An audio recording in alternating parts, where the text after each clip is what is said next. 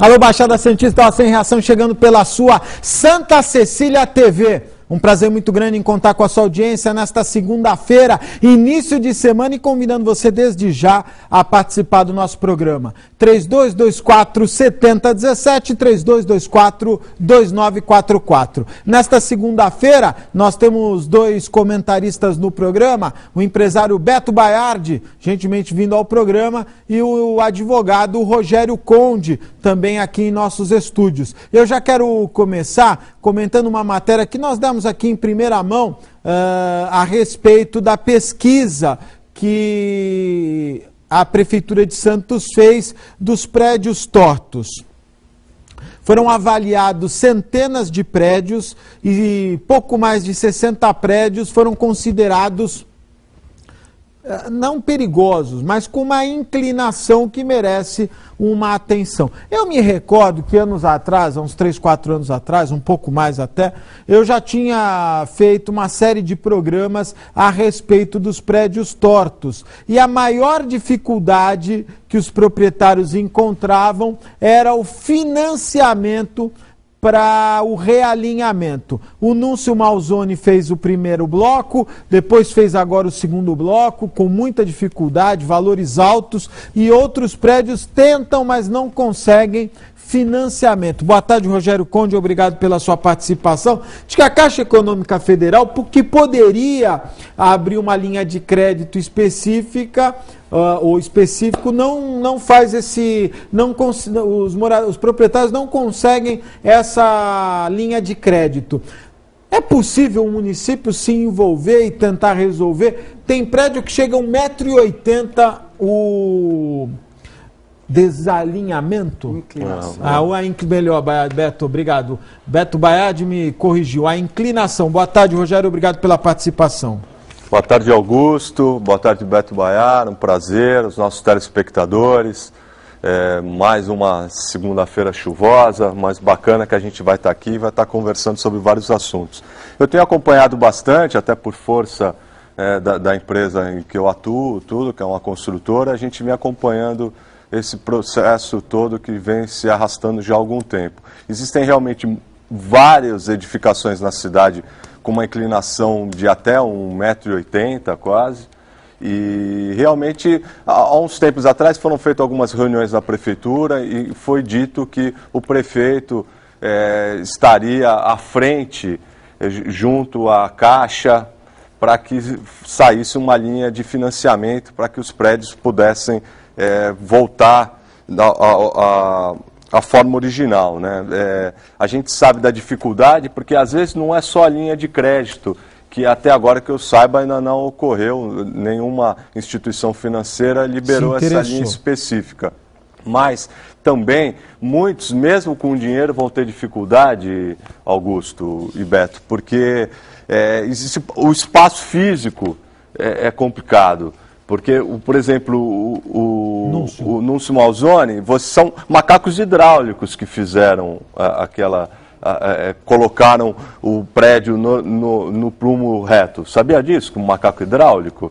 Você coloca um macaco hidráulico e vai aos pouquinhos, tudo. Só que não é um macaco hidráulico normal, é uma estrutura avantajada. Lógico. E você não, por falta de, às vezes, de espaço físico, fica difícil você conseguir fazer a base de sustentação para que esse prédio volte. Mas eu acredito que hoje a gente consegue a gente já detém outras tecnologias que podem ser empregadas. O segundo bloco já foi feito com uma outra tecnologia. O de trás? O de trás já foi outro sistema. Mas o de trás ainda não está pronto, né? A gente não sabe ainda de que forma. Mas já foi feito de outro sistema melhor, avançou, de acordo com as entrevistas. Esse eu não acompanhei. Na época em que iniciou do Núncio Malzone, inclusive foram várias, até vieram alunos de escolas de engenharia de fora, tudo, eu cheguei a acompanhar uma visita à obra.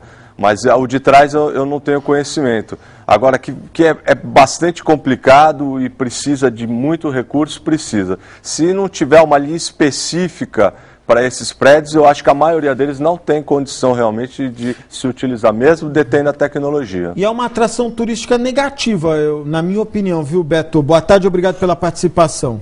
Boa tarde, Rogério, Augusto.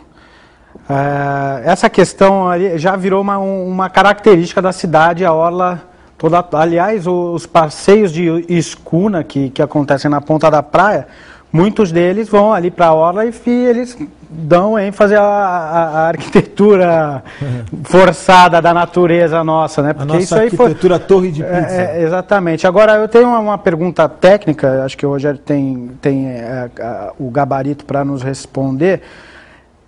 Depois de alinhado esses prédios, corre-se o risco ainda de ceder novamente? Olha, eu vou falar pelo primeiro bloco do Núncio Malzone, que eu acompanhei, eu fiz vários programas aqui com o Carvalho Pinto, que foi o empreiteiro que fez a obra. Na verdade, no primeiro bloco foram feitas escavações profundas, como normalmente é feito agora nas principais obras, até alcançar uma camada rochosa que dê normalmente em torno de 50 metros aqui na cidade. Nesse novo sistema do segundo bloco, me parece que não são profundas, que são apenas os macacos que são colocados e dão a inclinação necessária para o equilíbrio do prédio, não é? A minha preocupação, viu, Beto, não é nem a possibilidade, que acredito que não vai se gastar todo esse dinheiro para voltar para ter algum problema reincidente. Mas a minha maior preocupação tem a ver com o que o Rogério falou, da possibilidade de alguns prédios não terem área disponível para efetuar esse tipo de obra. Porque o Núncio Malzone mudou toda a arquitetura do prédio, entradas, ele tinha uma área que era possível fazer isso. Agora, você tem prédios que não... Por exemplo, o próprio Torto não conseguiria. Então, fica comprometido. Eu não sei de que forma que poderia... Por isso que eu estou falando, às vezes mesmo com a linha de crédito, alguns vão ter dificuldade em tecnicamente falando. Porque você fica, até para você dispor do maquinário e a mobilidade dentro, a logística fica comprometida. E entra também na questão viabilidade comercial, porque os apartamentos não é porque vão ser, o edifício vai voltar ao prumo, que os apartamentos vão ser valorizados. Valorizado vai, mas não ao ponto de viabilizar uma obra dessa natureza. Com certeza. Não, quanto a isso não tenho nem dúvida. O próprio Núncio Malzone, que é um excelente apartamento, numa localização privilegiada, tudo, pelo que já se gastou lá e tudo, é uma questão só de gostar, né, daqueles moradores. Eu ouvi realmente... até que o segundo bloco, em razão de serem apartamentos com menos valor, né, o primeiro bloco são apartamentos de frente, que realmente não seria tão vantajoso. Agora, vamos entrar no aspecto de segurança. A gente escuta que não há perigo nenhum, né? Mas a sensação de perigo é que é ruim. Não é? Não tenha dúvida. A sensação de que pode acontecer alguma coisa... Não, péssima. Tem aquele, eu esqueci o nome daquele prédio entre o canal 4 e o canal 5, que é encostado de um novo que saiu, antigamente tinha uma pizzaria. Aquele eu acho que ele é mais fino. Até a construção da Fênix. Da Fênix. Na época, eu soube até que a própria Fênix tentou adquirir o prédio, mas não foram todas as unidades que quiseram. Mas aí seria um prédio mais robusto. E ali teve problema, porque em algum momento o prédio chegava muito próximo. Muito. Então, realmente, a sensação que dá... A gente não sabe, como o nosso solo é muito ruim, isso estabilizou. É o pior solo mesmo? Diz que é o segundo pior do mundo, né? Diz que a cidade do México ainda é um pouco pior. Mas então só pelo... A gente não sabe, por esse solo tão ruim, a gente não sabe se não pode num futuro, porque tem muito a ver também com uma edificação sendo erguida nas proximidades. Então, como você começa a escavar, né, para fazer as próprias fundações e tirar o lençol freático e tudo isso, faz com que isso força com que os outros prédios em volta tenham uma acomodação. Então a gente não sabe se, por exemplo, atrás ou mais na lateral alguma coisa não pode vir a causar uma inclinação maior ainda, a ponto de perder né, aquele ponto de equilíbrio, né? Que é a história da Torre de Pisa. Por que a Torre de Pisa nunca caiu até hoje? Porque o ponto ainda está por dentro. Você não tem uma inclinação suficiente para cair. E não tem nada ao redor, né? Muito próximo. Se abriu um espaço. Você acha que o poder público deve interferir? Num caso como esse, deveria interferir mais diretamente? A gente está falando na questão de segurança. E no caso, enquanto está estabilizada na inclinação que está, é uma coisa. Como o Rogério falou, vai se mexendo nos prédios vizinhos, construções com escavações cada vez mais profundas. Isso vai acabar refletindo nos prédios ao redor. É preocupante, eu acho que tem que ter uma intervenção realmente do poder público e estudar essa questão aí com um pouquinho mais de vigor, porque realmente como você falou, não são só os prédios ao redor, novas edificações. Você sabe que esse pessoal costuma nivelar os apartamentos internamente, né? Você não deixa esse apartamento anos e anos, que você pega... No Porto eu sei que tem pessoas que nivelaram. Vários nivelam. E é mais peso sobre peso, né? Você tá colocando... Imagina vários apartamentos. É a mesma coisa que esses prédios, quando você tem que tomar muito cuidado. Deixa eu fazer uma pergunta, desculpa a ignorância do apresentador, mas mesmo que você nivele, fica desproporcional. Não, fica, lógico. Totalmente. Não, mas você ameniza, né? Você procura amenizar. Mas isso que tem uma vantagem. Janela, fazer humor negro, né? Tem uma vantagem, as portas se fecham sozinhas. Eu digo isso que eu tenho um amigo que mora no Torto e ele brinca com isso, né? Ele fala, pelo menos as portas se fecham sozinhas. E a criança, né, pode jogar bola sozinha também. Chuta, tem... a bola volta. Mas é um problema que deve ser enfrentado. Me parece que a prefeitura, preocupada, fez essa pesquisa, não é? Fez uma avaliação. 65 edificações a prefeitura vai exigir que sejam feitos laudos técnicos mais específicos.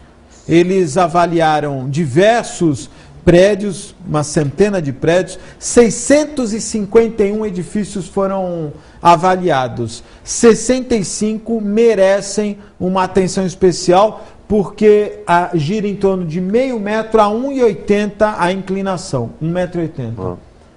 Uma pessoa. É muita coisa. É muita coisa. É muita coisa. Olha, um outro assunto que chamou a atenção, dentro dessa área de... Nós já vamos sair dessa área de imobiliária, mas me chamou a atenção a matéria que a Tribuna publicou sobre a venda de imóveis de alto luxo, né?